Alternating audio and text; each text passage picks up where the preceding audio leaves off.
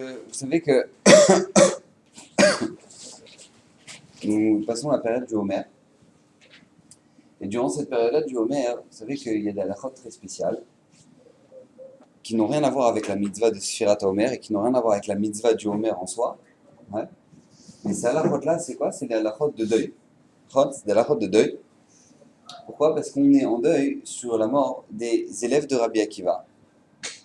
Comme nous dit la Gemara dans Yibamot, Samerbet, Amoudbet, là-bas la Gemara elle nous dit comme ça.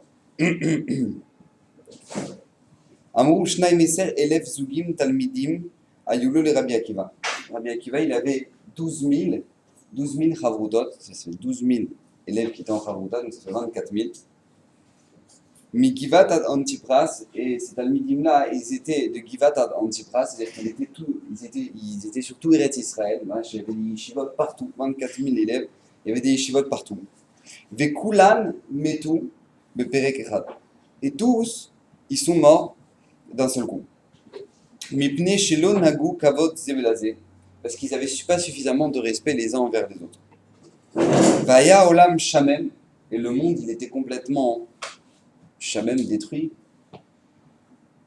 Ad sheba Rabbi Akiva, et tsel rabotenu sheba darom, jusqu'à ce que vienne Rabbi Akiva, chez les chachamim du sud. Veshina lahem, il leur a enseigné. Et c'était qui? C'était Rabbi Meir, Rabbi Yehuda, Rabbi aussi, Rabbi Shimon, Rabbi Lazar ben Shamoua. D'accord? Donc Rabbi Shimon bar Yochai, etc. Donc c'est eux. Rabbi Meir Balanes, c'est les Talmidim de Rabbi Akiva, qui les 5 Talmidim à qui ils enseignaient. On verra qu'il y en a qui ramènent qu'il y en avait encore plus, des Talmidim. Vehem em imidu Torah. D'accord? Et c'est de eux qu'on a fait tenir toute la Torah qu'on a jusqu'à maintenant. D'accord? C'est de ces Talmidim-là. Maintenant, il faut comprendre quelque chose d'incroyable. Tous ces Talmidim-là, nous dit le tour, on s'est ramené, ça veut dire quoi? Ils sont tous morts au Perek Echad, c'est de Pessar ad Atzeret, d'accord? C'est de Pessar jusqu'à Shavuot, en fait pas tellement Shavuot, c'est jusqu'à Lag BaOmer.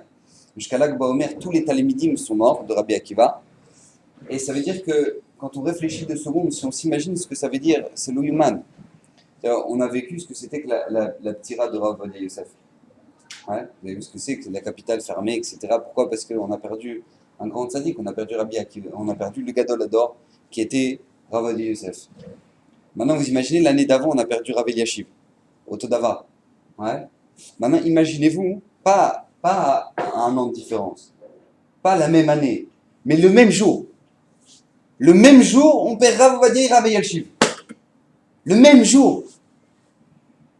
Comment on aurait été si le même jour, les deux, ils partent?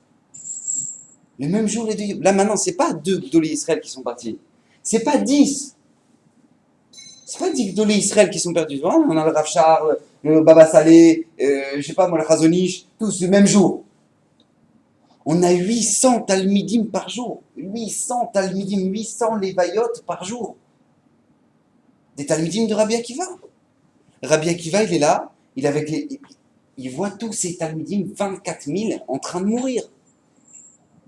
Et tous les jours, 800. Adkedegar, c'est marqué dans le Shulchan Aruch, qui a un minag, et certains ont le minag, comme c'est ramène le Shulchan Aruch, que de ne pas faire de melachot pendant tout la Sfirat HaOmer. Pourquoi? À partir du soir, à partir de la Shkia, à partir du coucher du soleil. Pourquoi? Parce que tout simplement, qu'est-ce qu'ils faisaient ces Talmidim-là? Ils mouraient proche du soir, proche de la soirée, ils agonisaient, et la nuit, on les enterrait. Donc tout le monde arrêtait de travailler, tout le monde allait aux enterrements. Il y avait 800 par jour, 800 Talmidim de Rabbi Akiva, il faut comprendre ce que ça veut dire. Comment c'est un truc pareil? Pourquoi nous dit la Gemara? Parce que chez l'Onagu Kavod Zelazé, ils n'avaient pas suffisamment de respect les uns envers les autres. Ils n'avaient pas suffisamment de respect les uns envers les autres. Maintenant, vous savez que il y a quelque chose d'assez incroyable, c'est qu'on nous demande, nous maintenant, dans toutes les générations, de prendre le deuil. Maintenant, ça n'a rien à voir avec la Sfirat HaOmer. Mais on va voir que forcément, c'est pas par hasard. Si Akadosh Baruch Hu, il a voulu que pendant que de Pessah à Shavuot, ça tombe cette période-là, et qu'ils meurent tous pendant cette période-là, c'est qu'il y a un message là-dedans. C'est pas par hasard que c'est tombé. Ouais, c'est qu'il y a un message à travers ça. Maintenant, qu'est-ce qui se passe? On nous demande de prendre sur nous le deuil d'un événement qui s'est passé il y a 1850 ans. Donc, il y a eu 1850 ans. Il y a eu la mort des élèves de Rabbi Akiva. Ouais. Et c'est cette mort-là de ces élèves-là qui s'est passée. Ben maintenant, c'était tragique. Et cette tragédie-là, on nous demande que tous les ans, on doit être triste. Après, c'est marqué une fois. Maintenant, qu'est-ce qui se passe? On ne peut pas se raser pendant cette période-là. Qu'est-ce qu'on peut faire? On peut pas faire de mariage.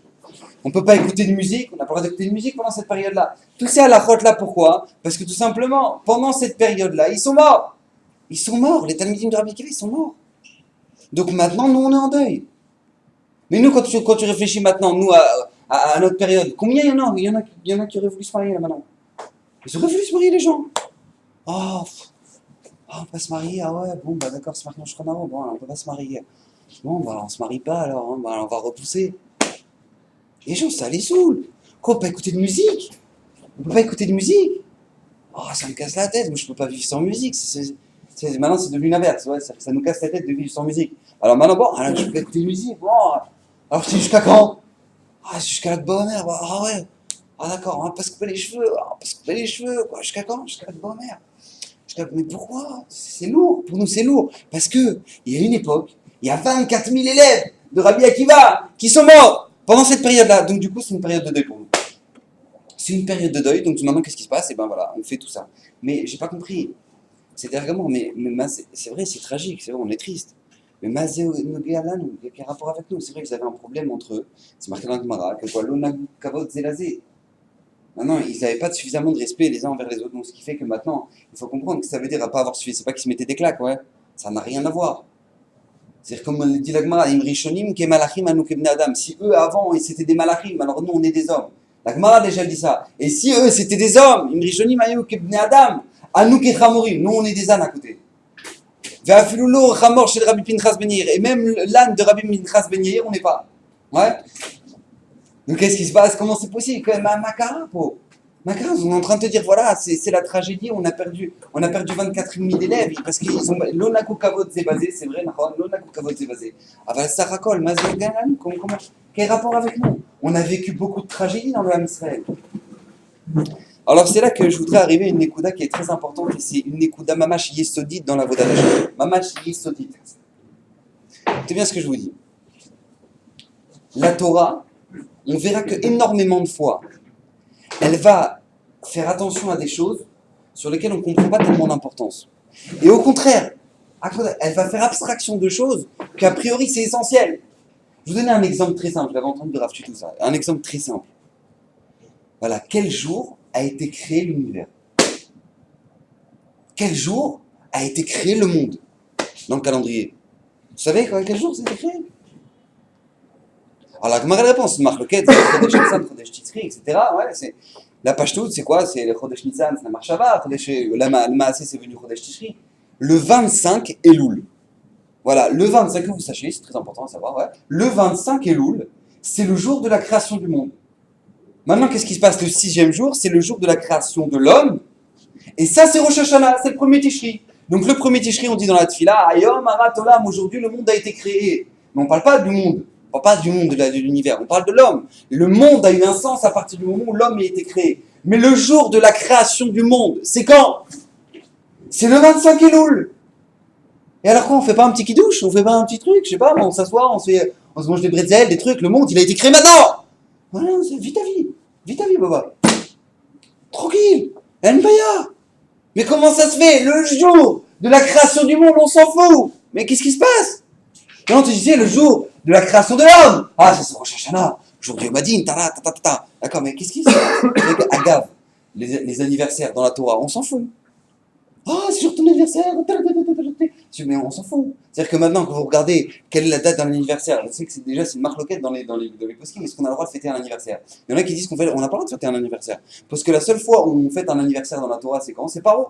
Ouais, c'est Paro que le jour de son anniversaire, on lui a ramené un verre de vin, etc., avec le Khalom de Yosef. C'est tout. Donc il y en a qui disent que la seule fois où on parle d'anniversaire, c'est Paro. Donc on n'a rien à voir avec Paro. Il y en a qui disent non, parce que c'est le moment où maintenant la Neshama, elle est descendue, notre Neshama, elle est descendue dans ce monde. Donc c'est un jour spécial. Donc c'est un jour de jeûne. Ouais, c'est pas genre tu tranches le gâteau. C'est un jour de jeûne. C'est un jour où maintenant tu peux t'élever. Ta Neshama, elle a un kécher spécial. Donc c'est un jour de tefila et de jeûne. D'accord? C'est comme ça que la Torah, elle regarde le jour de l'anniversaire. Et qu'à Agave, ouais, j'ai vu au nom du Rokéar, faut pas souffler le gâteau d'anniversaire. Ouais, faut pas souffler. Si vous si un jour, la famille, elle vous met des bougies et tout, ne soufflez pas. Ouais, prenez-les, enlevez-les délicatement, parce que c'est marqué que souffler sur des bougies, ça raccourcit la vie. Ouais, parce que mais comme ça, il ramène le rocard. Parce que tout simplement, puisque maintenant tu souffles, le souffle, ça veut dire que ouah, ça fait 20 ans que j'ai passé. Ouah, comme ça, la poussière. C'est de la fumée, mais mes 20 ans, c'est passé, c'est passé. Nous, ras shalom, ça n'existe pas ça. D'accord. Donc si jamais quelqu'un il veut te faire un beau gâteau, il te fait des bougies, surtout personne ne souffle, même moi je souffle pas. Ouais. Et on enlève les bougies, tout simplement. C'est pour ça que moi, il faut regarder dans les bêta messages, les Ashkenazim, ils allument là où les chaliers Tzibour, ils allument deux petites bougies. Et ben, qu'est-ce qui se passe? Le chalier Tzibour, quand il a fini de filer, il souffle pas. Ouais, il est éteint avec les doigts, on ne souffle pas sur les bougies. Comment ça regarde. Maintenant, qu'est-ce qui se passe? On n'en a rien à faire. Ouais, le jour de l'anniversaire, ok, c'est super important, c'est super truc.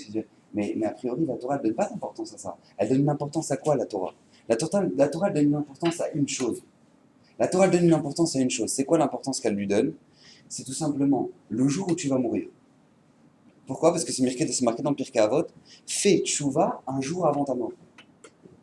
Fais tchouva un jour avant ta mort. Donc ça, c'est important. Mais à quelle date t'es né? Ça y est, baba, ça y est, c'est passé. Donc maintenant, on voit que la Torah, elle donne de l'importance à des choses et pas à d'autres. Et pas à d'autres. Donc comment ça fonctionne? Vous savez que, même point de vue géographique, ouais, vous savez que nous, on avait le Mishkan. Avant d'avoir le Beth Amikdash, on avait le Mishkan. Le Mishkan, c'était le Beth Amikdash portatif qu'on avait dans le désert pendant 40 ans. Maintenant, quand on arrivait en Eretz Israël, on n'avait pas encore Yerushalayim. C'est seulement David Améler qui va ramener le Aaron à Yerushalayim. C'est Shlomo Améler qui va construire le Beth Amikdash. Mais avant, il y avait le Mishkan. Maintenant, le Mishkan, où est-ce qu'il était? Alors, le Mishkan, il était à Shiloh. Il était à Shiloh. Vous savez où est-ce que c'est Shiloh? Vous savez où est-ce que c'est Shiloh? Alors, il y en a qui vont dire, oui, on sait à peu près où est-ce que c'est. On ne sait pas où est-ce que c'est Shiloh. C'est à Givon. À un moment, il est à Givon. Tu sais où est-ce que c'est Givon? On ne sait pas. On ne sait pas où est-ce que c'est. Maintenant, tu dis, ah, parce que Jean, tu sais où est-ce qu'il est le Beth Amikdash? Mais comment ça se fait? Comment ça se fait que tu sais où est-ce que c'est le Beth Amikdash et Shiloh, dont on n'en a rien à faire? On ne sait même pas où est-ce que c'est. Pas qu'on n'en a rien à faire, mais on ne sait même pas où est-ce que c'est. Maintenant, tu dis le Har Sinaï. Ouais, le Har Sinaï, l'endroit où on a donné la Torah. Comme c'est important, on va faire des Teilim au Har Sinaï. Qui te dit, c'est important? On ne sait pas. On ne sait pas. Alors il y a une Kabbalah des Arabes qui nous disent que c'est là, cette montagne-là, ce truc, quand tu casses une pierre, ça fait un buisson, etc. Machin. C'est d'accord, c'est joli. Mais est-ce que c'est là? On ne sait pas. On ne sait pas. T'as pas de rare. Comment ça se fait que l'endroit de Kabbalah Torah, on ne sait pas où est-ce que c'est? Donc encore une fois, on voit que la Torah, elle donne l'importance à certaines choses. Elle n'en donne pas à d'autres. Elle n'en donne pas à d'autres. Vous savez que on a vécu pendant 40 ans dans le désert. 40 ans, on a traversé dans le désert en sortant de Israël. On nous raconte ce qui s'est passé dans le désert pendant les 2 premières années. Ouais. La dernière année. Mais c'est tout. C'est-à-dire que maintenant, tu as 38 ans qui sont passés à l'as. Tu ne sais pas ce qui s'est passé. 38 ans, la Torah ne parle pas birlal de ce qui s'est passé dans le désert. Ça ne nous intéresse pas. Donc maintenant, maintenant, on est en train de faire une aveloute sur les Talmidim de Rabbi Akiva. Mais est-ce que vous savez qu'il s'est passé des choses beaucoup plus tragiques que la mort des Talmidim de Rabbi Akiva? A priori. Je dis bien a priori. Pourquoi? Parce que vous savez qu'il y a 12 millions de Juifs qui sont morts en 3 jours. Est-ce que vous le savez ça? Dans notre histoire. Dans notre histoire, il y a un moment où il y a 12 millions de Juifs qui sont morts en 3 jours. Quand est-ce que c'était? Makat Bechorot. Non, pas Makat Bechorot, excusez-moi. Makat Rocher. Au moment de Makat Rocher, à Kadosh Borou, il y avait des Juifs qui n'avaient pas le sroud d'avoir la Géoula. Il y a des Juifs qui n'ont pas le sroud de sortir d'Égypte. Donc, puisqu'il y avait des Juifs qui n'avaient pas le sroud de sortir d'Égypte, alors qu'est-ce qui s'est passé? À Kadosh Borou, il a fait Makat Rocher pour les Égyptiens. Et pendant Makat Rocher, pour pas que les Égyptiens y voient, et ben il a tué tous les Juifs Hachem qui ne devaient pas sortir. Maintenant, ça fait minimum, au minimum, selon l'avis le plus sympathique, c'était 1/5. Mais qui disait 1/50. Donc si tu vas sur le 1/5 et qu'il y a à peu près 3 millions qui sont sortis d'Égypte, donc ça fait qu'il y a 12 millions de Juifs qui ont été enterrés en 3 jours. Je sais pas, tu t'allumes pas des petites bougies pour ça? 12 millions de Juifs morts en 3 jours. Tu fais pas... Je sais pas, baisse le drapeau, fais un truc, je sais baba. Et 12 millions de Juifs qui sont morts en 3 jours. Tu mets pas un truc, un zikaron de ça. Rien. Et tu vois que la Torah, non. La Torah, elle t'en parle pas. Si je regarde le Midrash, je vais regarder dans le Midrash. Au moment de la destruction du Beth Amikdash, c'est marqué dans la Gemara, dans le Gittin, qu'il y avait un torrent de sang qui coulait de Yerushalayim. Un torrent de sang. C'était plus qu'une Shoah ce qui s'est passé. Vous regardez les Gemarot, c'est plus que 6 millions. C'est des dizaines, des vingtaines de millions de gens qui sont morts là-bas. Il y avait un fleuve de sang. Je ne sais pas combien d'années encore, les terrains, il y avait du sang encore sur les terres. Alors quoi, et ça, on n'en fait rien. Alors c'est vrai, tu fais Tisha B'Av. Tu fais Tisha B'Av parce que Tisha B'Av, c'est important. Ouais, c'est la destruction du Beth Amikdash. Et alors quoi? Et tous ces millions de gens là, on n'en fait rien. On n'en fait rien. Et par contre, la Torah, tu sais, par contre, c'est très important. Il y a 24 000 élèves de Rabbi Akiva, par contre, eux, ils sont morts. Et là, c'est pour ça que pendant ce mois-ci, tu te rases pas, tu écoutes pas de la musique, tu te maries pas, et ça. Mais pourquoi? Parce qu'ils sont morts. Alors, j'ai pas compris. C'est quoi l'importance alors? Là, t'as 24 000, là, t'as des millions, là, on n'en calcule pas, le truc. Là, au Beth Amikdash, on est en train de te dire, ouais, ça, tu sais où est-ce qu'il est l'endroit du Beth Amikdash. Par contre, Mishkan Shiloh, tu sais pas où est-ce que c'était, le Har Sinaï, tu sais pas. Alors, sur quoi la Torah, elle donne de l'importance? Sur quoi la Torah, elle donne de l'importance? À qu'il y ait d'écart. Que vous savez que, pour nous apprendre, pour nous faire vivre, que c'est pas un livre d'histoire, la Torah.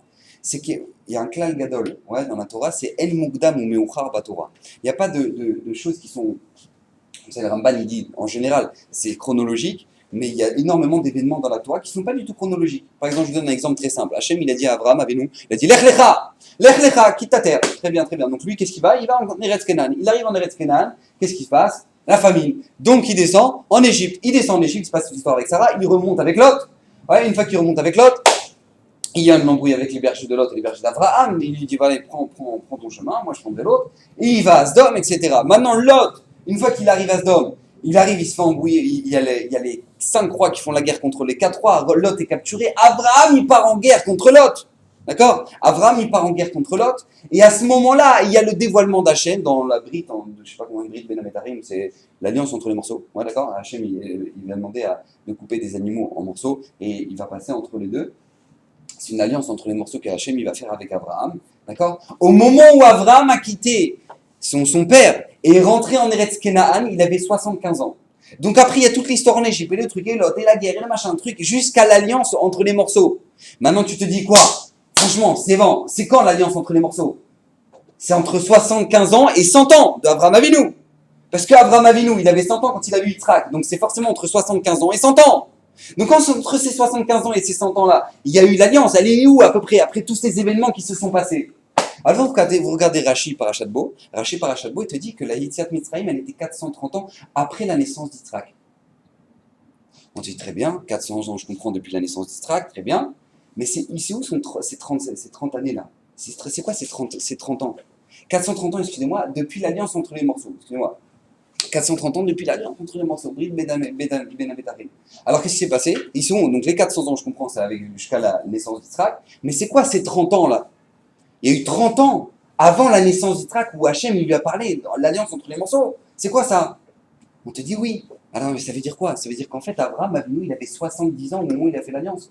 Il a dit oui. Ça veut dire qu'en fait, Abraham Avinu, il n'avait pas encore commencé toute cette histoire-là qu'Hachem lui avait déjà parlé. La réponse est que oui. Donc, tu n'as pas d'ordre historique dans la Torah. Donc, comment ça se fait que la Torah, elle vient te faire il y a des choses sur lesquelles elle t'appuie, elle te fait marquer le coup. Il y a des choses sur lesquelles maintenant on passe à côté complètement. Qu'est-ce qui se passe? Alors, le Yesod Gadol, sachez-le, c'est le grand klal de la Torah. C'est que tout simplement, la Torah n'est pas un livre d'histoire, la Torah est un livre d'enseignement. Si maintenant, tu n'as pas d'enseignement tiré en particulier, alors on n'en parle pas. Charlemagne, c'est très important de savoir à quelle époque il a créé l'école. Charlemagne, je me rappelle quand j'étais à l'école, je me souviens plus maintenant, mais en tout cas je me rappelle qu'on nous apprenait à Charlemagne, il a créé l'école en telle année. Et les Gaulois, et les machins, et les trucs, c'est très important. C'est très important. Et la Bastille, la prise de la Bastille, tel jour, etc. C'est important, parce que tu sens que tu as raté quelque chose de la culture française, si jamais maintenant tu sais pas ça. La Torah, dis-moi, tu sais quelle date c'est le jour d'anniversaire le jour de la naissance de Yehouanavi? Tu le sais ça? Le jour d'anniversaire de Yirmiyahu Hanavi, tu le sais ça? On sait pas. On sait pas. Et alors quoi, tu sens pas qu'il te manque quelque chose? Tu sais pas le jour de l'anniversaire de Yirmiyahu Hanavi? Tu sens pas tu manques quelque chose dans la Torah? La Torah te dit non. Si t'as pas besoin de le savoir, t'as pas besoin de le savoir. T'as pas besoin de le savoir. Comprenez un grand yesod qui est comme ça, que tout simplement, Akadosh Baruch Hu, si jamais maintenant il n'a pas donné la date de la création, s'il ne nous fait pas fêter la date de la création de l'histoire, de la création du monde, c'est parce que c'est pas intéressant de savoir la date et de fêter la date de la création du monde. Par contre, Akadosh Baruch Hu, il va nous dire dans le premier commandement, Anochi Hashem Elokecha Asher Hotzeticha Me'eretz Mitzrayim. Pourquoi il dit pas Anochi Hashem Elokecha, je suis Hashem ton Dieu qui a créé le ciel et la terre? Pourquoi? Hotzeticha Me'eretz Mitzrayim. Pourquoi?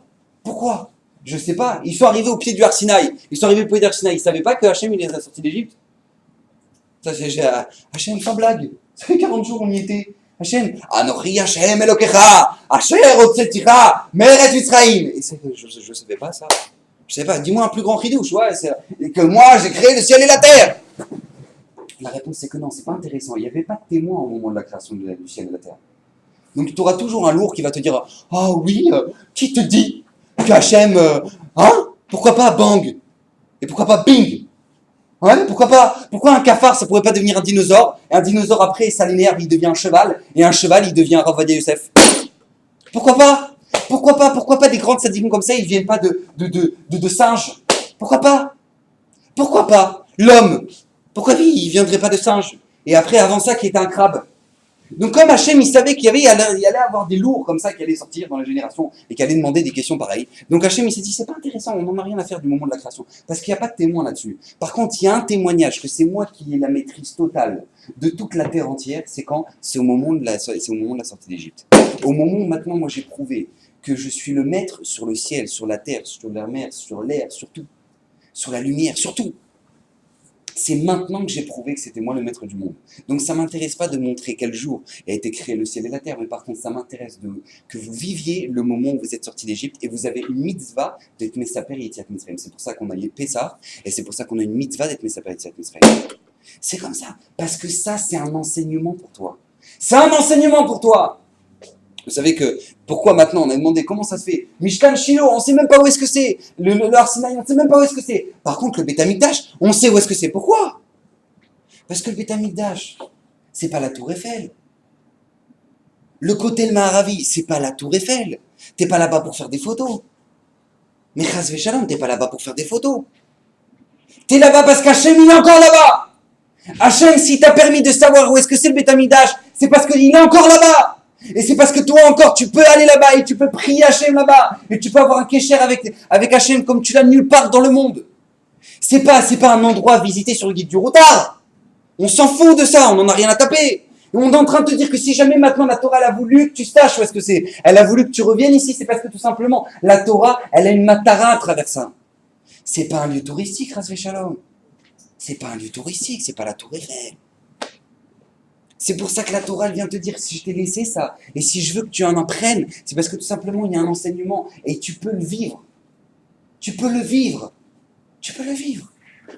Vous savez que par exemple, regardez dans les fêtes, dans les Chadim, chose incroyable, Hanouka. Hanouka. Qu'est-ce qu'on fait à Hanouka?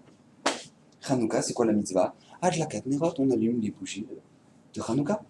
J'ai pas compris, il y a un S qui est beaucoup plus grand qu'une petite bougie qui est restée, que des bougies qui sont restées allumées pendant 8 jours. Il y a un miracle beaucoup plus grand que ça. C'est quoi le miracle? C'est que t'avais 12 personnes, ouais, les Maccabim, qui ont pris quelques, je sais pas, 100 ou quelques 1000 personnes, ils sont arrivés, ils ont fait la guerre contre la plus grande puissance mondiale. Et ils les ont éclatés. Maintenant, c'est des Nissim Veniflaot. Comment eux, cette poignée de juifs qui étaient, tu prends 10 avrichim au collège, ils n'ont jamais maîtrisé les armes, rien du tout. Tu leur dis maintenant tu sors, et maintenant vas-y, va faire la guerre contre les Grecs. Vas-y, va faire la guerre. Il y a que vous qui pouvez faire la guerre. Alors ils y vont, et ils font la guerre contre eux. Et maintenant qu'est-ce qu'ils les éclatent? Ils les éclatent complètement. Et maintenant qu'est-ce qu'ils font? On dit, tu sais, Hanouka, je vais te dire quelle fête tu fais. Eh ben tu allumes la bougie. Parce que c'est resté pendant 8 jours. Mais j'ai pas compris, fais une Seudat Odaya, t'as gagné la guerre, t'as fait un truc, fais quelque chose. La Torah vient d'apprendre, on n'en a rien à faire qu'on ait gagné la guerre. On s'en contrefout. Parce que tout le but d'avoir gagné cette guerre, c'était pourquoi? Pour qu'Hachem il nous montre qu'il a envie de résider parmi nous. Et comment ça se montre ça? Comment Hachem il a montré ça? Il a montré avec quoi? Avec une lumière qui est restée, comme témoignage qu'Hachem il réside parmi nous. Voilà, c'est ça toute la matara, tout le but. Donc c'est ça qu'on fait. Vous regardez la Megillah de Purim, ouais, la Megillah. Le Rambam il écrit, pourquoi on lit la Megillah à Purim? Pourquoi? C'est quoi le but de lire la Megillah à Purim? Alors le Rambam il explique. Il dit parce que tout simplement, pour que les Ham Israël sachent dans toutes les générations que lorsque la personne appelle Hachem, que lorsque le Ham Israël appelle Akadosh Baruch Hu, alors Hachem lui répond. Hachem y répond à tous ceux qui l'appellent. Hachem répond à tous ceux qui l'appellent. Ça c'est pour la raison pour laquelle on lit la Megillah. Moi j'ai pas compris, voilà, regardez, mais on fait pause. J'ai pas compris, le Rambam, t'as besoin de donner une raison pour laquelle on lit la Megillah? Tu sais pourquoi je lis la Megillah? Je vais te dire pourquoi j'ai lis la Megillah. Parce que tout simplement, il s'est passé un miracle extraordinaire. Le Ham Israël, il a failli passer à l'as, et maintenant, Baruch Hashem, on s'en est sorti. Baruch Hashem, on a eu un miracle. Ça suffit. Lis la Megillah. Lis la Megillah pour rendre compte du miracle extraordinaire qui nous est arrivé. Ça suffit. Le Rambam, il te dit non, c'est pas pour ça. C'est pour que chacun, dans chaque génération, puisse vivre. Que quoi? Que dans toutes les générations, et qu'est-ce qui se passe? Akadosh Baruch Hu est là pour nous aider et pour nous répondre au moment où on est dans la galère. Mais c'est ça le but. Oui, c'est ça le but, te dit Rambam. Parce que sinon, t'as pas de raison de commencer à t'asseoir et commencer à faire une bracha et commencer à relire et commencer à comprendre ce que c'est que la Megillah. Ça y est, fais ça chez toi. Qu'est-ce qu'on a besoin de faire une mitzvah de ça? Al-Kochar, qu'il y a une raison qui est plus profonde que ça. Parce que quand Akadosh Baruch Hu, il veut te donner un enseignement, il veut te faire vivre quelque chose, c'est qu'il y a un message à travers ça. Il y a un message. Alors vous savez que maintenant, d'ailleurs, à Gav, à Hanouka, une fois, pour vous montrer combien on vit ça, une fois il y a un talmid du Chosé Meloubin, si je ne me trompe pas, il y a un talmid du Chosé Meloubin, il est arrivé chez son rab, Chosé Meloubin, pendant Hanouka. Il a dit, je sens une force très forte, j'arrive à des compréhensions de la Torah extraordinaires. Moi, j'ai un truc de fou, j'ai une argacha profonde que je comprends, une Torah extraordinaire pendant Hanouka. Chosé Meloubin, il a regardé, il a dit, tu sais que toi, ton ancêtre, il faisait partie des Maccabim, Hanouka. Et il était Yoshev au Sanhedrin, au Beth Amikdash. Et sache que toi, tu es descendant de lui. Donc c'est pour ça que Dafka Hanouka, et ben maintenant tu as reçu tout ça. Et ben lui, il a écrit un sefer qui s'appelle Ben Issachar. C'est le Bnei Issachar. C'est quoi le Bnei Issachar? C'est tout simplement une œuvre extraordinaire qui a été écrite. Pourquoi d'où il a tiré ce nom? Parce que tout simplement, il a dit, toi, tu viens de la tribu de Issachar, et que maintenant, il faisait partie des Hashmonaïm, et que c'est un truc incroyable. Ils ont fait la guerre avec eux, etc. Et du coup, c'est pour ça qu'à Hanouka, toi, tu as des compréhensions extraordinaires de la Torah, parce que c'est dans toutes les générations. Tu dois vivre ça dans toutes les générations. Donc maintenant, qu'est-ce qui se passe? Nous, maintenant, on est en train de vivre une période. On a posé la question, qu'est-ce qui se passe à Kadosh Baruch Hu? On a eu des tragédies beaucoup plus grandes dans le Ham Israël, a priori, que la mort des Talmidim de Rabbi Akiva. Donc maintenant, tu sais quoi? Non, regarde, 24 000 élèves, et bien maintenant, tout le Ham Israël, dans toutes les générations, vont toujours prendre le deuil de la mort de ces 24 000 élèves. Donc si c'est clair, que si Akadosh Baruch Hu, il a voulu qu'on prenne le deuil sur nous, c'est qu'il y a quelque chose à en tirer, et on doit comprendre quel est le message à travers tout ça. Vous savez que la Gemara nous raconte que le jour où Moshe Rabbeinu est monté sur le Har Sinaï, il a vu Akadosh Baruch Hu écrire sur les lettres des petites couronnes. Quand vous regardez dans le Sefer Torah, vous regardez, il y a des petites couronnes sur chaque lettre. Il y a des lettres sur lesquelles il y a des couronnes. Et maintenant, lui, il a demandé Moshe Rabbeinu à Akadosh Baruch Hu, il a dit, mais je ne comprends pas, Hachem, pourquoi il y a des couronnes? Pourquoi tu fais des couronnes sur les lettres? Il a dit, parce que tout simplement, dans le futur, il y aura un homme qui sera capable de tirer des halachot de ces couronnes-là qui sont sur les lettres. Donc c'est pour ça que je fais ça. Moshe Rabbeinu, il a dit, attends, j'ai pas compris. C'est qui? Il a dit, voilà, c'est Rabbi Akiva. Donc il a emmené un shiur de Rabbi Akiva, là, je me raconte, il a emmené un shiur de Rabbi Akiva, Moshe Rabbeinu, il n'a rien compris, et après il a dit, Alachal Moshe Missina, etc. Bref. Moshe Rabbeinu, il a demandé à Hachem, il a dit, mais j'ai pas compris, pourquoi tu me donnes la Torah à moi, mais donne la Torah à Rabbi Akiva? Qu'est-ce que tu me donnes la Torah à moi? Mais donne la Torah à Rabbi Akiva! Lui, il va être d'Oresh de Halachot de des couronnes. J'ai entendu une question extraordinaire du Rav Abramski. Le Rav Abramski pose la question, il dit, j'ai pas compris. Alors, Moshe Rabbeinu, on lui a dit au Har Sinaï que maintenant, il allait avoir un homme qui était capable de tirer des halachot, des couronnes de la Torah. Alors, elles sont où ces halachot? Elles sont où? Vous connaissez des halachot que nous, on a tiré des couronnes de la Torah? Vous connaissez des halachot pareils? La réponse, c'est quoi? C'est que ces halachot, elles sont parties dans le kever avec ces talmidim. Toutes ces halachot-là, et toute la Torah de Rabbi Akiva, elle est partie dans la tombe avec les 24 000 élèves. Il y en a eu 5 qui étaient Rabbi Shimon Bar Yochai, Rabbi Meir Balanès, comme on l'a dit dans la Gemara, etc., que eux, ils ont été omet de la Torah de nouveau. Mais toute la Torah contient, c'est la Torah qu'on est obligé de savoir pour toutes les générations qu'Hachem nous a transmis à travers toutes les générations, parce qu'il y a une promesse que la Torah ne s'oubliera pas. Mais il y a des niveaux de compréhension. Il y a des niveaux extraordinaires de compréhension. J'ai entendu, je ne sais plus qui c'est qui dit ça, c'est Rav Diamant, il dit, si jamais maintenant nous, on avait été zorés, que les talmidim de Rabbi Akiva n'étaient pas niftarim, et bien à l'heure d'aujourd'hui, le plus petit juif, ce serait le Chafetz Chaim. Le plus petit juif, ce serait le Chafetz Chaim. Pourquoi? Parce que quand on a perdu 24 000 talmidim, c'est pas juste qu'on a perdu des corps. On a perdu une Torah extraordinaire. On a perdu une Torah extraordinaire qui est la Torah de Rabbi Akiva. Et c'est là-dessus qu'on est mitavel. Et c'est pour ça, c'est une des raisons pour laquelle maintenant ça tombe pendant cette période-là de Pessah et en préparation à la fête de Shavuot qui m'attend Torah.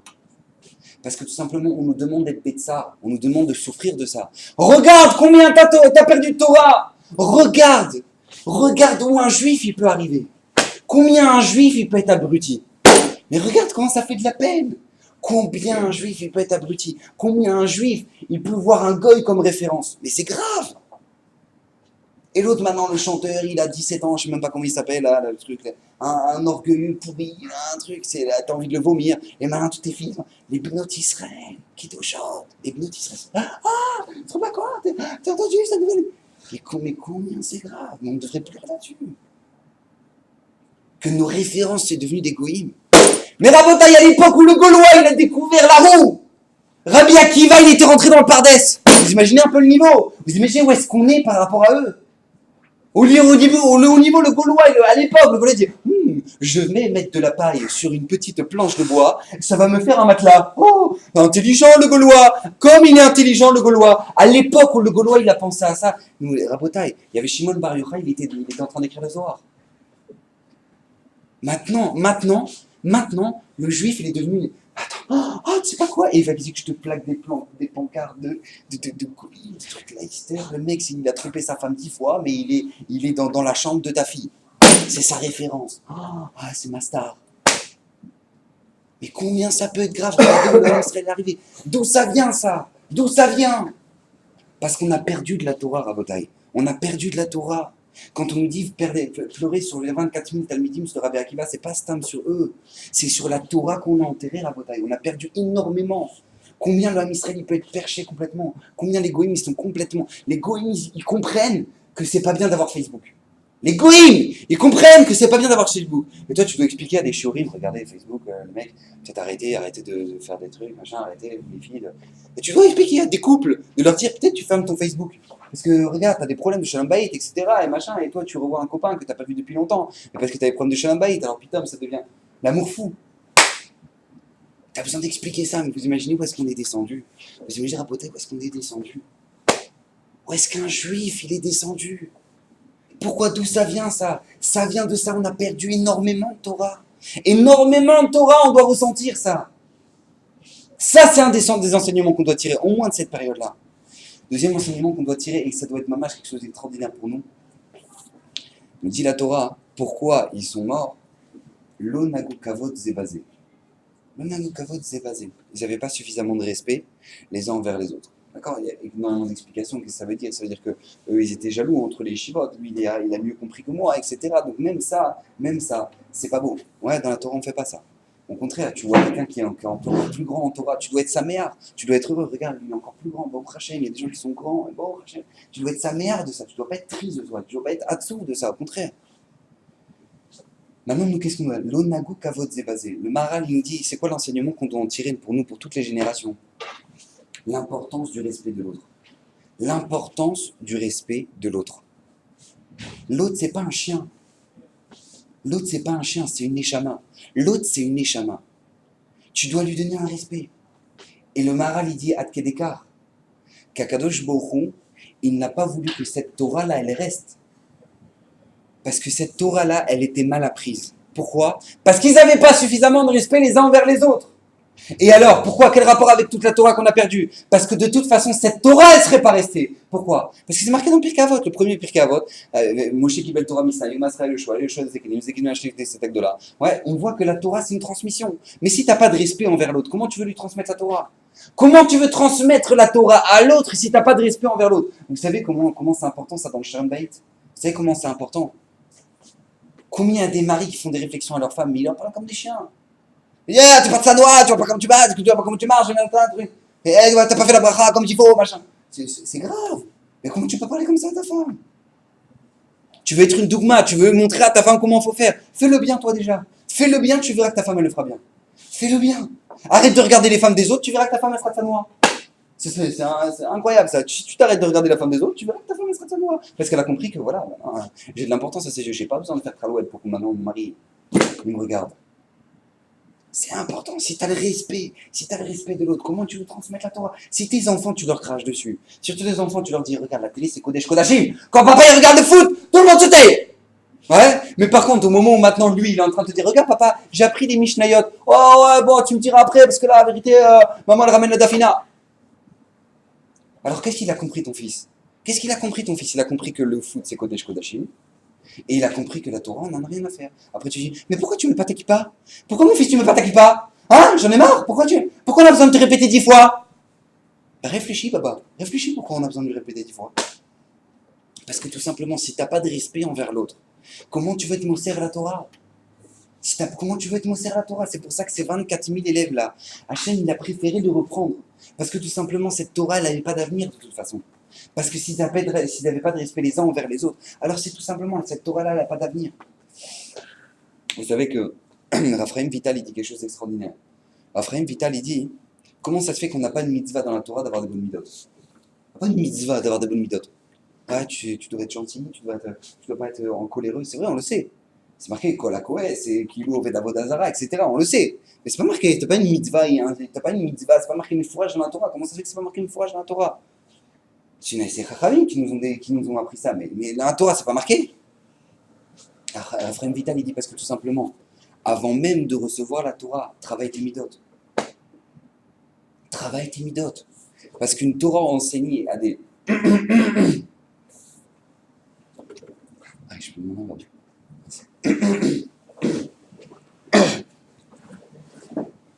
Parce qu'une Torah, merci.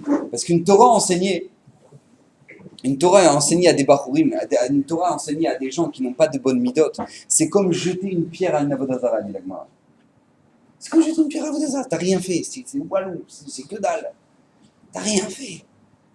T'as rien fait. La Torah te dit, avant même de l'aborder, tu dois avoir des bonnes midot. Avant même de l'aborder. C'est pour ça que pendant toute cette période-là, qui devance la Sfirat HaOmer, qui devance Shavuot, on fait quoi? On fait Pirkei Avot chaque semaine, un périple de Pirkei Avot.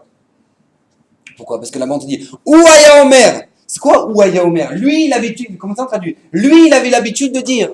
Lui, il avait l'habitude. Merci beaucoup. Merci. Pour Ator Adevinoi.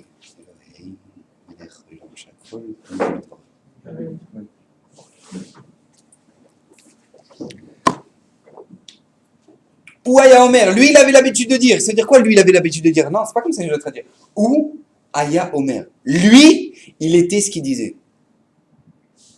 Alors fais attention à des mauvais voisins, fais attention à des copains pourris, fais attention à des mauvaises fréquentations, fais attention à ça, fais attention à ce qu'il n'y a pas, machin. Tout ça, c'est quoi? Ouaya Omer, c'est marqué. Ouaya Omer pour te dire une chose, c'est que lui, si tu veux savoir comment Rabbi Akiva est devenu ça, eh ben regarde que lui, avant tout, il était ça dans le Pirkei Avot.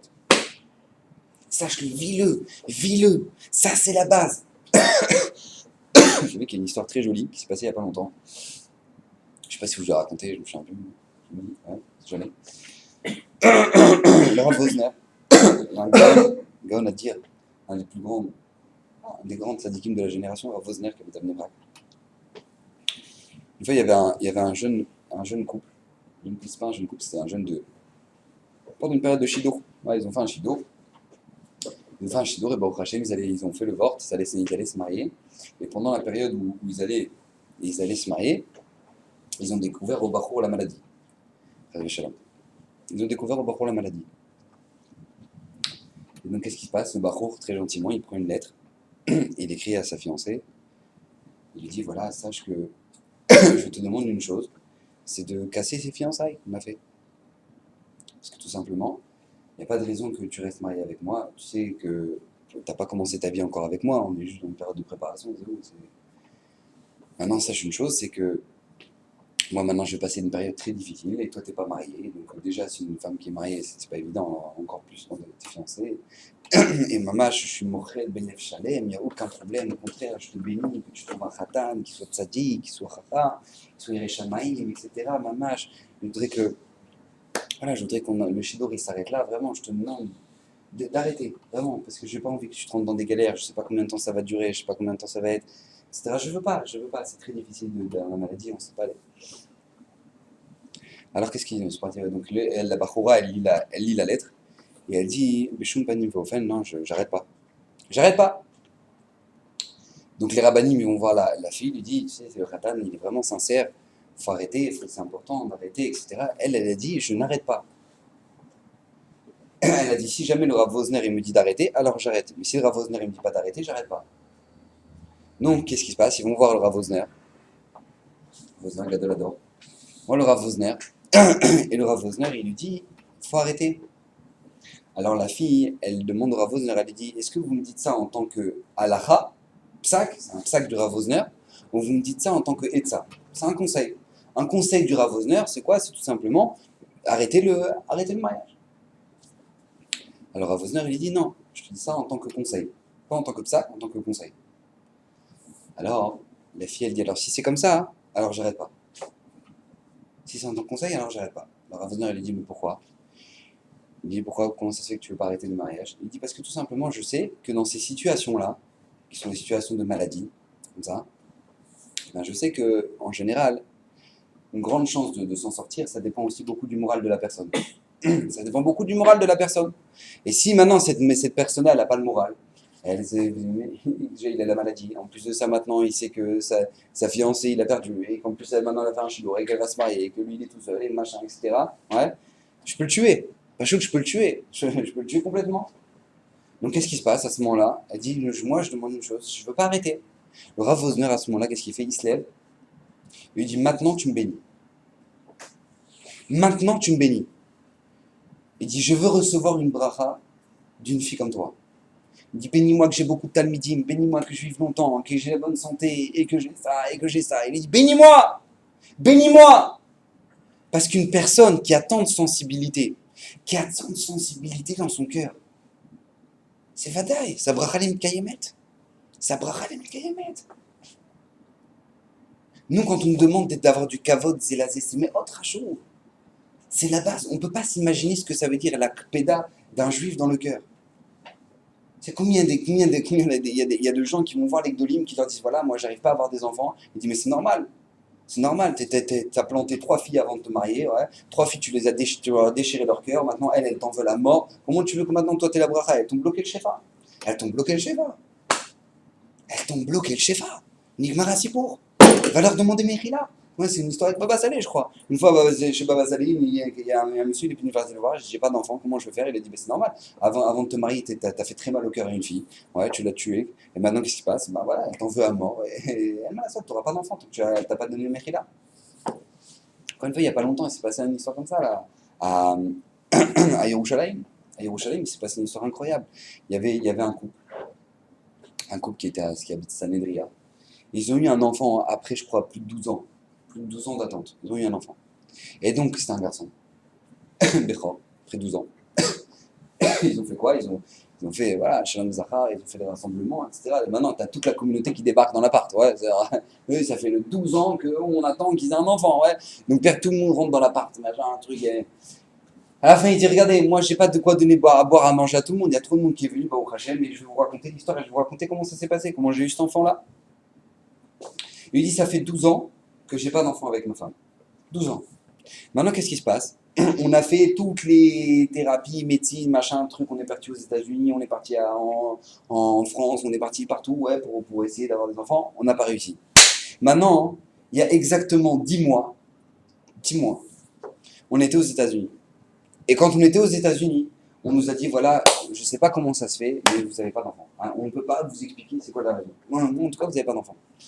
Alors on est revenu, on était complètement cassés. Ça fait 12 ans d'attente pour nous recevoir une réponse qu'en fait on ne pourra rien faire pour nous. Ma mâche, on était cassés dans tout le voyage qui mate, on ne s'est même pas parlé. On était détruits. On rentre chez nous, on voit la maison toute rangée comme ça, bien sûr parce qu'il n'y a pas d'enfant. Donc maintenant qu'est-ce qui se passe? On pose nos valises. Et à ce moment-là, on se met à pleurer. On se met à pleurer, on pleure de tout notre cœur. Et on demande à Hachem, je t'en supplie, aide-nous à comprendre, aide-nous dans ce Nisayon. Et à ce moment-là, écoutez bien, il a demandé à Hachem, à ce moment-là, Hachem, il lui a rappelé une histoire. C'est quoi l'histoire? Il lui a rappelé la femme de ménage qu'il avait à la yeshiva. Pourquoi? Parce qu'à la yeshiva, il y avait une femme de ménage qui venait faire le ménage. Mais le problème, c'est qu'elle venait avec ses gosses, à chaque fois. Et ses gosses, ils faisaient le bordel. Ouais, à chaque fois, ils venaient, ils dérangeaient tout, machin, truc, ils les empêchaient d'étudier, vraiment, ça les saoulait. Donc les Bachoum, ils sont partis le voir, ils lui ont dit, voilà, tu sais quoi, toi, t'es le Bachoum, vraiment, t'es le Bachoum, quoi. Donc maintenant, qu'est-ce qui se passe? Toi, peut-être que tu vas la voir et tu vas lui demander qu'elle arrête de ramener ses gosses. C'est pas possible, on peut pas comme ça, c'est pas possible. Alors qu'est-ce qui s'est passé? Donc il est parti la voir. Il nous dit, voilà, il a expliqué, voilà, c'est très difficile, nous on étudie, etc. Et vos enfants, ils sont là, ils nous dérangent, quoi. Faites-les garder. On comprend, etc. Vous faites un super travail, mais on ne peut pas étudier. Nous, c'est rachou, notre monde, etc. Alors elle lui a fait une bracha, elle lui a dit, Yiratzon, Sheilo Yelechat Sar Gidul Banim. Je traduis, Yiratzon, que Bezrat Hashem, tu ne connaisses pas la difficulté d'éduquer les enfants. Alors moi j'ai dit Amen. Je dis bah ouais, c'est magnifique comme bracha, ouais. C'est une bracha de folie. C'est-à-dire que Bezrat Hashem, mes enfants, ce sera des tzadikim. Mais après j'ai réfléchi, je me suis dit en fait cette femme-là, peut-être qu'elle ne nous est pas une bracha. Peut-être qu'en fait elle était en train de me dire, mais tellement elle souffrait, peut-être qu'elle était en train de me dire t'inquiète pas toi Bezrat Hashem, tu n'auras pas d'enfant. Tellement elle souffrait. Et moi maintenant, j'ai pas fait attention, je ne savais pas. Et je me suis rappelé cette nuit-là, en pleurant, je me suis rappelé de cette femme-là, et de cette histoire-là. Mina Shamaim Hashem, il m'a envoyé une histoire, il m'a rappelé de ça. Il m'a rappelé ça. Et donc j'ai rappelé mon Rosh Yeshiva il y a maintenant, ouais, ça fait 13 ans, 14 ans, même plus. J'ai rappelé mon Rosh Yeshiva, je lui ai dit, je lui ai raconté en pleine nuit, je lui ai raconté, mais il faut que je retrouve cette femme-là, il faut absolument, je ressens que c'est ça, il faut que j'appelle cette femme-là. Je dis, oui, je sais pas. Il dit, mais qu'est-ce qui se passait? Pourquoi elle venait avec ses enfants? Elle venait avec ses enfants parce que tout simplement son père, il l'a laissé à Gouna. Son mari, il l'a laissé à Gouna, et donc elle est sans mari. Elle n'a même pas d'argent pour pouvoir payer des babysitters. Donc elle fait les ménages. Et elle fait les ménages, elle n'a pas le choix de garder ses enfants, d'emmener ses enfants avec elle. À ce moment-là, il a compris, il a dit, mais combien moi je peux être lourd? Combien moi j'aurais pas dû faire ça moi-même? Voir le Rosh Yeshiva, il se débrouille, mais combien moi je suis qui pour me mêler de ça, moi? À ce moment-là, il a dit, je veux retrouver absolument le numéro de téléphone. Il dit, je sais que maintenant elle a pris sa retraite, elle est à Petar Tikva, etc. Il prend le taxi de Jérusalem à Petar Tikva en pleine nuit, cette nuit-là, là, du retour. Il prend le taxi de Petar Tikva de Jérusalem jusqu'à Petar Tikva. Il va toquer à la porte, il la voit. Et avec sa famille, il se met à pleurer. Il dit, je vous en supplie, pardonnez-nous. Il dit, mais de quoi? Je ne sais même pas de quoi vous parlez, etc. Il lui raconte l'histoire, etc. Elle dit, quoi? C'est ça? Alors, Bezrat Hashem, alors je suis mouré la reine. Non, il n'y a pas de problème, je n'ai pas d'être pédote, etc. Il n'y a aucun problème, Bezrat Hashem. Et bien, ça fait 9 mois qu'elle m'a dit ça. Et maintenant, ils ont un enfant. Ils ont un enfant. On ne peut pas s'imaginer ce que ça veut dire la péda d'une personne. On ne peut pas s'imaginer ce que ça veut dire sur nous avoir une péda. Que quelqu'un y soit. Et qu'il nous en veuille, c'est grave. Et si maintenant Akadosh Baruch Hu, il a voulu que la mort des Talmidim de Rabbi Akiva soit pendant cette période-là, de quoi? Entre Pessah et Shavuot. Elle soit entre cette période-là de Pessah et Shavuot, alors c'est quoi? Parce que tout simplement Hachem, il veut nous apprendre une leçon. Il a dit, regarde, c'est la base de la Torah. C'est la base. Le savoir-vivre, c'est la base. C'est pour ça que je vous le dis toujours, comment ça se fait qu'en Israël, on nous parle comme des chiens? Tu vas à la boulangerie, le mec, on dirait qu'il a même pas envie de vendre. Et il te dit même pas Bokerta, il dit qu'est-ce que tu veux? Qu'est-ce que tu veux? Oh, laisse tomber, il n'y en a pas. J'ai pas compris. Je viens d'acheter du pain, le mec il est en train de me dire laisse tomber, il n'y en a pas. Et je monte dans son taxi, il fait la gueule. Et je voudrais. Mais c'est incroyable, j'ai pas compris. On dirait que tu les forces à leur donner de l'argent. Tu les veux, mon argent? C'est les mecs, ils ont au feu rouge, ça passe orange. Mais ça va, détends-toi, 2 secondes, attends. Ça va, je vais appuyer, je vais pas partir. Ah non, c'est obligé l'appel de phare, le klaxon. Mais qu'est-ce qui arrive? Comment c'est possible que les midotes, elles sont ici, mouchratot ici? Tu vas en France, bonjour, machin. C'est vrai que c'est hypocrite. Les gens me disent, ouais, mais c'est hypocrite. Ça racole, c'est hypocrite, mais c'est gentil, on s'en fout. La boulangère, tu la vois une fois par jour. Tu t'en tapes qu'elle soit hypocrite. En tout cas, t'as dit bonjour. T'as fait le sourire. Ah, bonjour. Ah, bonjour. Et tu vas à la caisse, ici, tu dis, ah, qu'est-ce que tu veux? Oh, ça, y a pas de code. Vas-y, va chercher le code. J'ai pas compris. Moi, maintenant, je viens acheter, je laisse à moi d'aller chercher le code. Voilà, vas-y, va chercher le code. Vas-y, moi, je t'attends. Et après, qu'est-ce que tu râles? C'est un truc de fou. C'est le monde à l'envers. Comment c'est possible qu'en France, les gens sont si. Oui, monsieur, il n'y a pas de problème, je vais me dépêcher pour faire de. Et là, maintenant, ici, on te crache dessus. Makara. Vous savez pourquoi? Parce qu'un gars, il n'a aucune mitzvah d'avoir des bonnes midotes. Donc, c'est pas difficile pour lui. Mais pour un juif, c'est la base de toute la Torah. C'est la base de toute la Torah. Donc, puisque c'est la base de toute la Torah, le Yetzer Hara, il sait très bien sur quoi t'attaquer. Il va te déchirer sur les midotes. Alors il va te faire de toi un chien, ouais, et qui fait que d'aboyer, que de machin, et que de crier. Pourquoi? Parce que tout simplement, il sait que comme ça, c'est sûr et certain qu'il n'y a pas de Torah. Il n'y aura pas de Torah qui va rentrer chez lui. Donc il va te faire de toi un bon moucherat, un bon pourri, un bon gueulard. Et les gens te disent, mais des fois, des gens, tu fais un chidour, je dis, voilà, moi, vérité, hein, tu parles avec les filles. Je dis, moi, je voudrais un match. Moi, vérité, je voudrais un homme à la maison. Un homme. Ça veut dire quoi? Vous voulez quoi? Vous voulez un orgueilleux, en fait. C'est ça le truc. C'est le pchat, c'est quoi un match? Je veux un guéver. Ça veut dire quoi? Ça veut dire qu'en fait, tu veux un pourri, quoi. C'est-à-dire que tu veux se cacher une déteste. Tu veux un orgueilleux. C'est ça que tu veux. Non, je dis pas ça, mais je veux dire que, voilà, moi, je veux qu'ils me mettent des claques, quoi. Il y a des gens, des fois, tu te dis, mais c'est pas possible, ils sont fatigués. Comment tu peux réfléchir comme ça? Comment tu peux réfléchir comme ça? C'est la base de tout. C'est la base de tout. La base de toute la Torah. Et si Hachem, il a fait partir 24 000 élèves de Rabbi Akiva, avec toute la Torah que ça pouvait représenter, et toutes les conséquences que ça peut avoir. Pourquoi? Pour t'en apprendre un enseignement. Regarde ce que ça vaut de ne pas respecter l'autre. Regarde ce que ça vaut de ne pas respecter l'autre. Regarde. Maintenant, Rabotai, le dernier enseignement, et que je pense que quelque chose de très crachou, dernier, en tout cas de ce que j'ai compris, c'est cet enseignement de la mort des Talmidim de Rabbi Akiva. C'est regarder le comportement de Rabbi Akiva. Regardez le comportement de Rabbi Akiva. Imaginez-vous, c'est l'Oyuman, imaginez-vous un Rosh Yeshiva de 24 000 Bachorim qui meurent tous. Ils meurent tous. Tous, les uns après les autres. Vous savez ce que c'est que des yeshivot de 24 000 Bachorim? 24 000 Bachorim, comme ça, vide. Lapide, il serait content, ouais. Qu'est-ce qui se passe? 24 000 Bachorim, vide. Maintenant, ça, il n'y a plus de truc. Qu'est-ce qui se passe? Vous savez ce que c'est que tenir des yeshivot de 24 000 personnes? Combien il faut ramener d'argent pour les nourrir? Combien il faut ramener d'argent pour les lumières, pour les trucs? Combien tu dois ramener d'argent? Combien? 24 000 élèves. Combien il a été mashkia dans ces élèves-là? Qui deviennent des Tanaïm. Qui faisaient Triatametim. Pachout, ils faisaient Triatametim. Des gens qui étaient capables, qui étaient arrivés à la Madriga de faire Triatametim à Rabotai. 24 000 élèves qui meurent tous du jour au lendemain. 800 lévayotes par jour, que Rabbi Akiva, il n'a même pas le temps d'aller à la lévaïa. C'est pas d'ail. Il n'avait pas le temps. Qu'on lui apprend que là-bas, il y en a 100 qui sont morts, et là-bas, mais il a dû payer. Mais qu'est-ce qui se passe? Qu'est-ce qu'il a fait, Rabbi Akiva? Je pose la question, qu'est-ce qu'il a fait, Rabbi Akiva? Il a pris la clé, il l'a mis sous la porte. Qu'est-ce qu'un homme normal, il aurait compris de ça? C'est la plus grande claque qu'Hachem il peut m'envoyer, ouais. C'est-à-dire que je veux pas toi et tes Talmidim. Je veux rien. Je veux rien. C'est la plus grande claque qui peut exister. Qu'est-ce qu'il fait, Rabbi Akiva? Il dit, moi, si j'enseigne la Torah et si j'étudie la Torah, c'est pas pour moi. C'est pour le kavod d'Akadosh Baruch Hu dans le monde. Combien je peux étudier? Combien je peux en apprendre maintenant? 5? Alors j'en apprends à 5. Vous imaginez ce que ça veut dire 5 Talmidim? 1, 2, 3, 4, 5. Voilà, 1, 2, 3, 4, 5. Voilà, on les met sur 2 tables. Et voilà, maintenant on va faire un shiur. Rabbi Akiva, il va enseigner la Torah. Vous imaginez ce que ça veut dire? Il avait des yeshivot de 24 000 personnes. Maintenant tu les mets sur 2 tables. Et tu fais, voilà, maintenant on va faire un shiur à Botaï. Et on recommence tout depuis le début. Vous imaginez le kohar de Rabbi Akiva? Rabbi Akiva, il nous apprend un grand enseignement ici. C'est qu'un des tenailles pour Kabbalat Torah, il ne faut jamais faire Yush.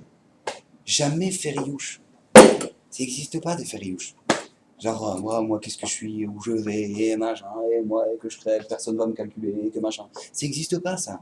Ça n'existe pas. Rabbi Akiva, il a tout perdu. Il a tout perdu. Pachout, il a tout perdu. Qu'est-ce qui va se passer? Il a 5 Talmidim. Et ben, il va recommencer avec 5 Talmidim. Et il va recommencer. De là va sortir Rabbi Shimon Bar Yochai, Rabbi Meir Balanes, Rabbi Yehuda, Shimon Ben Shamoua. Tout ça, ils vont sortir de où? Du fait que Rabbi Akiva ait eu cette capacité-là de montrer la valeur de la Torah. Ne jamais abandonner. Je fais pas ça pour mon kavod à moi, je fais ça pour le kavod d'Hachem. Mais si je fais ça pour le kavod d'Hachem, Mazé Méchani, qu'il y en ait 24, qu'il y en ait 5, qu'il y en ait 2. Que ça change. Je le fais. Je le fais. Ça, c'était la ma'ala de Rabbi Akiva. Ça, c'était la ma'ala de Rabbi Akiva. Nous, maintenant, on est dans une période où on nous demande de travailler sur ces valeurs-là. Combien la Torah, ça a de la valeur pour toi? Combien de la Torah, ça a de la valeur pour toi. Regarde combien de Torah on a perdu, combien ça te fait mal. Plus ça te fait de mal, plus c'est un signe que tu es bon pour recevoir la Torah. Parce qu'Hachem, c'est dans la fin, encore dans quelques semaines, on reçoit Shavuot, peut-être Matan Torah. Matan Torah. Plus ça te fait un travail sur toi-même, plus ça te fait mal, plus tu prends le deuil des Talmidim de Rabbi Akiva, plus tu comprends la valeur de la Torah et que ce qu'on a perdu. Donc plus tu comprends la valeur de la Torah, plus tu recevras à Shavuot. C'est pour ça que c'est pendant cette période-là. Rabbi Akiva, vous savez que j'ai entendu un chidouche nifla de Machavrota, il m'a dit Usfartem lachem, il a vu dans des Sfarim, il a dit Usfartem lachem imachot Shabbat. Vous compterez pour vous. Ouais, vous compterez pour vous.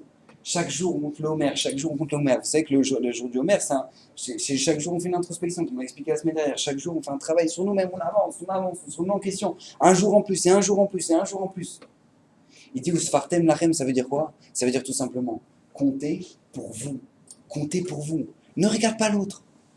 Compte pour toi. Ne regarde pas l'autre, ce qu'il a fait, lui, où est-ce qu'il est arrivé, combien il est grand, et combien toi t'es petit, et combien... Ne regarde pas ça. Ou sfartem, machem. Pour toi, qu'est-ce que tu peux faire? Ça, tu peux le faire. Alors fais-le. Ça, tu peux le faire. Alors fais-le. C'est ce qu'on attend de toi. C'est ce qu'on attend de toi. Vous connaissez la Gemara c'était avec... comment ça s'appelle ce Tana? Tana, il a dit, j'ai pas de... je sais que quand je vais arriver après 120 ans, on va pas me dire pourquoi t'es... On va pas demander pourquoi tu n'es pas devenu Avraham Avinu. On va pas demander ça, c'est pas intéressant pourquoi tu es devenu Avraham. On veut pas que tu deviennes Avraham Avinu, on veut que tu deviennes toi-même. On veut que toi tu te réalises. C'est pour ça qu'il est marqué Usfartem lachem. Pour vous, toi, tu dois te réaliser toi. Chaque jour, avec ton niveau, avec ce que tu peux faire, chaque jour un petit peu, fais-le. Mais fais quelque chose. Fais quelque chose. Regarde l'homme qui avait toutes les raisons a priori de ne plus rien faire, Rabbi Akiva. Lui, il a fait. Et regarde les fruits de ce qu'il a fait. Toute la Torah, c'est marqué dans Sanhedrin, que Stam Mishnah, que Rabbi Meir, que tous les Talmidim de Rabbi Akiva, c'est de eux qu'on a toute notre Torah chez BLP maintenant. Toute la Torah orale, c'est de eux. Vous imaginez si lui, il avait fait Youch, il avait dit, oh, ça y est, maintenant c'est mort, vas-y, j'éclate les... Imaginez. Ça, c'est le corps de Rabbi Akiva. Combien le monde doit donner de l'importance à ne serait-ce qu'une petite Torah que l'on ne peut pas s'imaginer ce que ça aura comme répercussion. Donc, Bezrat Hashem, qu'on soit prêt de pouvoir prendre tous ces enseignements-là, de pouvoir les vivre, qu'Hachem nous donne la bracha, qu'on puisse mamash avoir la santé pour pouvoir continuer dans la voie d'Hachem, qu'Hachem nous protège, qu'Hachem vous aide et que Bezrat Hashem vous y est là.